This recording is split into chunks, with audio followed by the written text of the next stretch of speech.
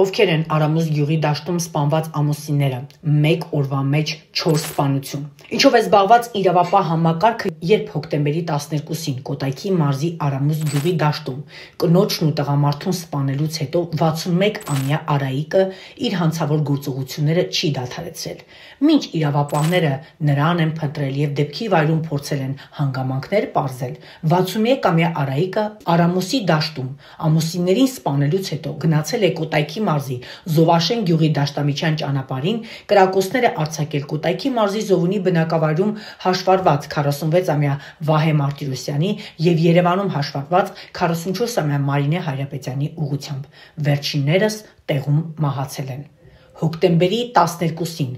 մեկ օրվա մեջ 4 սպանություն։ Կոտայքի մարզում իրավիճակը խիստ մտահոգիչ է։ Հոկտեմբերի 11-ին Չարենցավան քաղաքում եկեղեցու մեջ սպանվեց 57-ամյա Անդրանիկ Ղ-ն, որը մասնակցում էր իր սանիքի հոգեհանգստի արարողությանը եւ ենթադրյալ հանցագործը մտնելով եկեղեցի հայտարարել էր, որ մահացած 20-ամյա տղայի քավորն է մեղավոր նրա մահվան մեջ ու դանակի բազմաթիվ հարվածներ էր հասցրել, ինչի հետևանքով տղամարդը մահացել էր։